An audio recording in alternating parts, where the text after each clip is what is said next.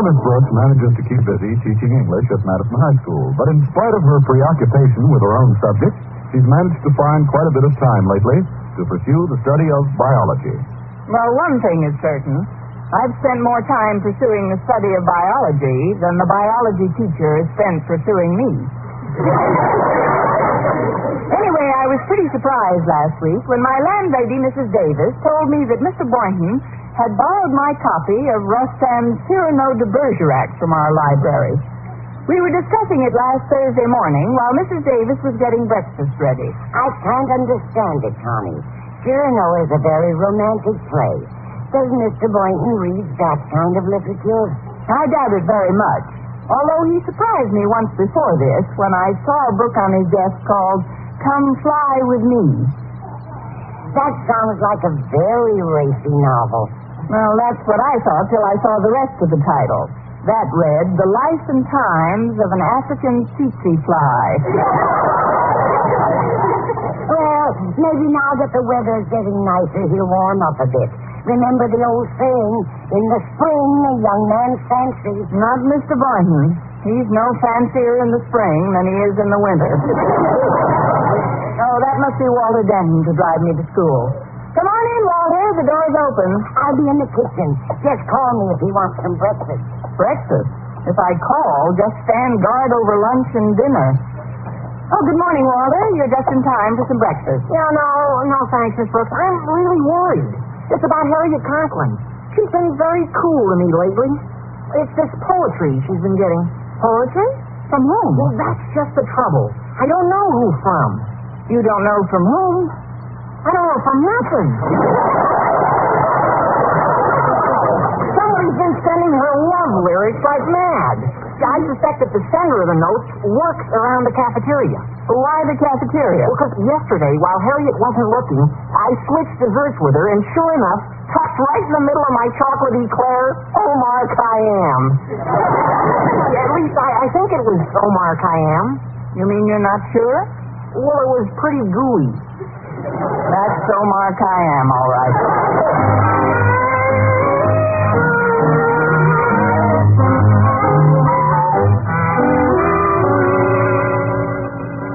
And these are the main points of difference in the circulatory systems of cold and warm-blooded creatures. Well, that'll be all for today.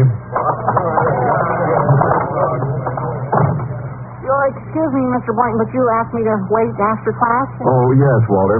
About that note you were scribbling while you should have been listening to my lecture on the North American tree toad. Hand it over. But Mr. Boynton, it's personal. I'm sorry, Walter. I've got to find out what it is that's so much more important to you than the North American tree toad. Oh, you're all right, Mr. Boynton, but you won't learn much from this. Now, let's see. Oh, it's a poem. "'Tis but for you that my heart does beat, and over it does repeat. As it says your name, it twists like a lariat, just because your name is Harriet." Well, Mr. Boynton, now you know it's Harriet Conklin that's more important to me than a North American tree toad.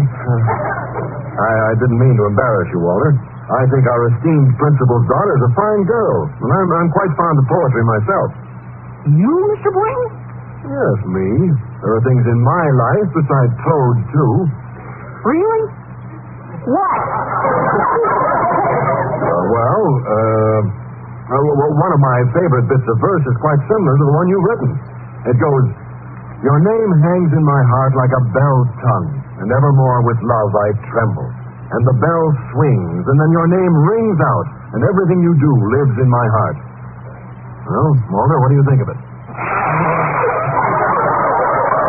It's pretty mushy, if you ask me. Not at all, Walter. That's one of the loveliest passages in Rostand's Cyrano de Bergerac. You'd be surprised how efficacious those lines can be. I sure would. Here, I'll write it down for you. I'm sure this will be a great help in your pursuit of the fair Harriet. Oh, you certainly have beautiful handwriting, Mr. Boynton. Oh, gosh, Harriet, practically smooth every time you write the questions on the blackboard. Well, that's very flattering, Walter. There you are. Oh, I sure appreciate this, Mr. Boynton. And gosh, after all the trouble you've gone to already, I hate to ask you, but, well, if this works, will you be my best man?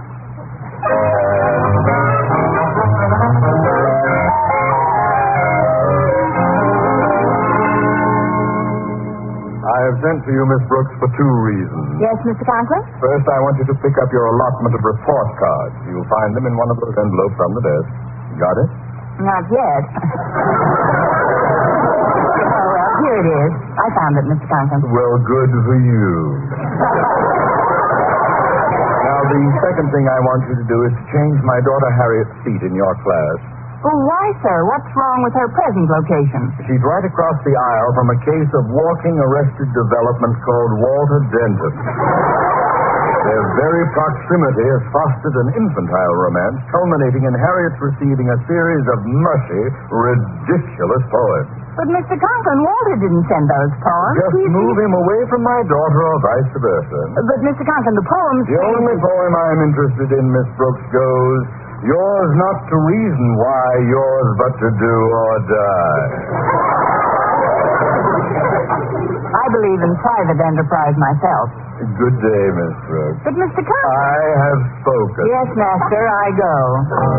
When I left Mr. Conklin's office, I headed for my classroom again. Hello, Miss Brooks. Oh, hello, Harriet. Guess what? I just found another poem smuggled into my history book. And this one is the loveliest one of all. And the most important, too, because I know who said it. I know at last who my secret admirer has been. Look, Harriet. How do you know? By his handwriting. Every time I see it on the blackboard, I've practically swooned. I've got to let him know I know who he is. Well, how are you going to do that? In a very subtle manner, Miss Brooks. I'll just give him back his poem without saying a word. Then he'll know that I know. Yeah, but Harriet, your father doesn't admire your secret admirer. Oh, he will. I wish I had an envelope to put this note in, though. I don't want to lose it before I meet him. Yes. You can use this envelope, Harriet. Wait till I take out these report cards. There you are. Now, I'd better be getting into my room, Harriet. I've got to sort these cards before my next class. Very well, Miss Brooks. And, Miss Brooks, Yes? isn't love a wonderful feeling? It's dandy. Poor Miss Brooks. In love with the one who loves me. That's life, I guess. The eternal triangle. Oh, good morning, Harriet. Have you seen Miss Brooks? Mr. Boynton! Dear Mr. Boynton. Dear Mr. Boynton. Au revoir, Mr. Boynton. But, Harriet, just a minute. What's this envelope? For Miss Brooks. Oh, I guess she wants me to give it to her. Funny how kids act sometimes. Come in. You busy, Miss Brooks? Oh, no, Mr. Boynton. I was just sorting these cards. I just dropped in to tell you how much I'm enjoying the book I borrowed. Of course, what with coaching the basketball team and all, I haven't finished it. But there are several passages in it that really remind me of my youth. I was a romantic kid, all right. Them were the days. You might not believe this, but I even wrote poetry. Isn't that silly? I don't think it's silly at all. But I'm still a little amazed at your interest in such amorous literature. Maybe you've underestimated me, Miss Brooks. Underestimated you? Yes. I almost forgot. This envelope. It's for you. Well, so long, Miss Brooks. But Mr. Boynton, what is all this about? What's in here? Your name hangs in my heart like a bell's tongue, and evermore with love I tremble. And the bell swings, and then your name rings out, and everything you do lives in my heart. Why, Mr. Boynton, you underestimated dog, you. Well, lunch period finally arrived, and I hurried into the cafeteria just as Mr. Boynton got there. This, of course, was pure coincidence.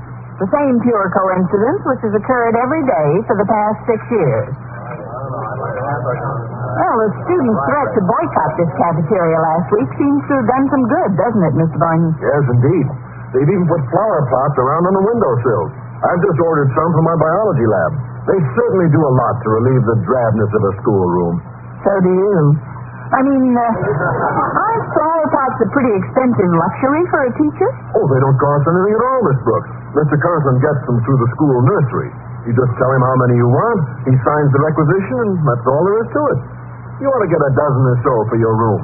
I suggest you request the small-sized pots, Miss Brooks. You'll be surprised how a few flowers will brighten things up. Frankly, when I was in your room this morning, it seemed rather cold. Cold? For a biologist, you're a pretty bad judge of temperature. But if it's flower pots you want, it's flower pots you'll get.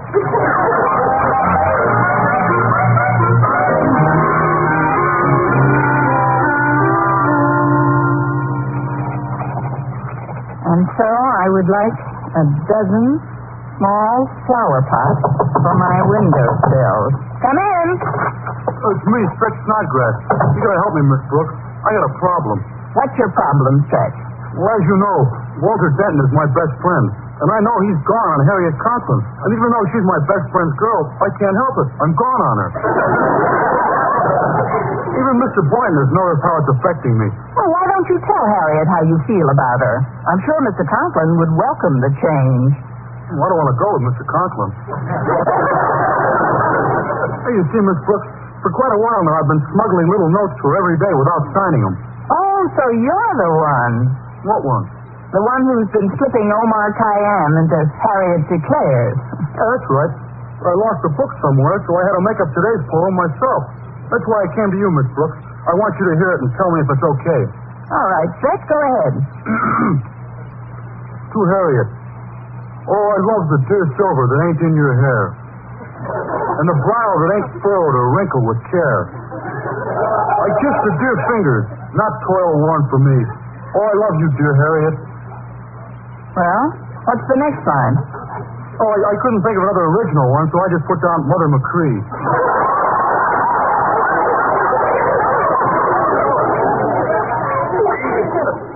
Well, Miss Brooks, what's your honest opinion? My honest opinion, Stretch, is that it's pretty abominable. No kidding? Hey, that's the very first poem I ever wrote. That's amazing. I know poets who've written for years without getting that abominable. Look, Stretch, if you want to make a hit with Harriet and get her mind off Walter, which will get Mr. Conklin's mind off me, you'll have to give her a different type of poem. What do you mean, Miss Brooks? Well, something like, say, I've got one right here. There, it's all written out for you. Let's see. Your name hangs in my heart like a bell's tongue, and evermore with love I tremble. Miss Brooks, what's a bell's tongue? It's right in front of the bell's tonsils. Read the rest of it. And the bell swings, and then your name rings out, and everything you do lives in my heart. Well, what do you think of it, Stretch? Hey, it's keen. What I like about it, it's just the right size to fit into a jelly donut. I'll go right to the cafeteria now. Oh, wait a minute, Stretch. I'd like you to do something for me first, if you don't mind. Oh, sure, Miss Brooks. What is it? Well, take this requisition to Mr. Conklin's office, will you? Oh, sure, right away. And no detours now. I want those flower pots as soon as possible. Okay. And thanks for the poem, Miss Brooks. Oh, but it was Stretch Snodgrass. Oh, Harriet. Gosh, Harriet, you're just the one I wanted to see. Hey, Harriet, even though you're Walter's girl, well, I can't help it. I just gotta tell you how I feel about you. Harriet, I think you're abominable. What? I felt it right from the start. There's something I want you to have, Harriet. Here, take it. Hey, wait a second, Harriet. I'll walk you down to the... Oh, hiya, Stretch. Hello, Walter. I can't talk to you now. I gotta hurry and deliver a message to Mr. Conklin. So long, Harriet. Bye, everybody. Oh, what's the matter with him? I don't know. He seems awfully mixed up. He told me I was abominable, and then he gave me this note. A note? What does it say? I don't quite understand it. It says, I would like a dozen small flower pots for my windowsill.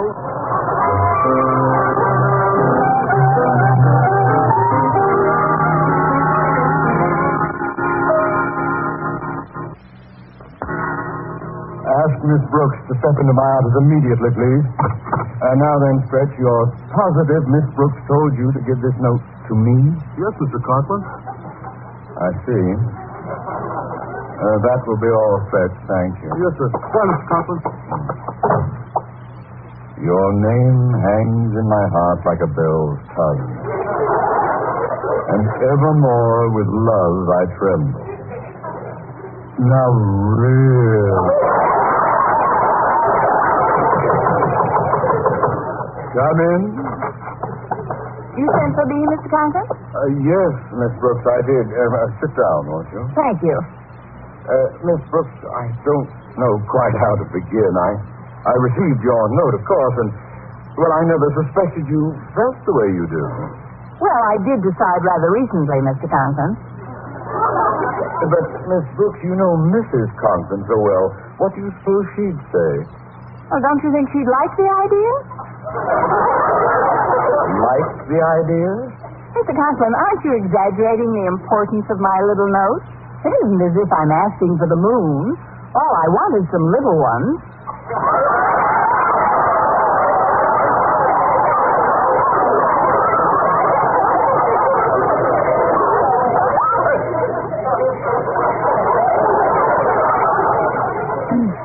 Little ones?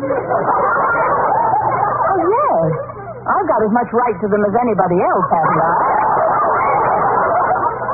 But Miss Brooks... If a dozen is too many, I'll settle for 6.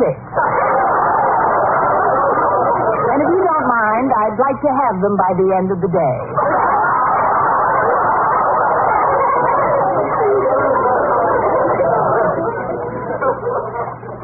You've been working very hard. And I know conditions here are too good. Well, conditions aren't too good in any school, Mr. Conklin. That's one of the reasons I want them. Just let me review this request, Miss Brooks.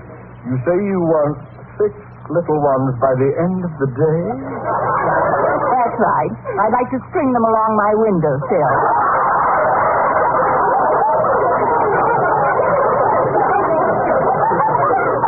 String them along your windowsill?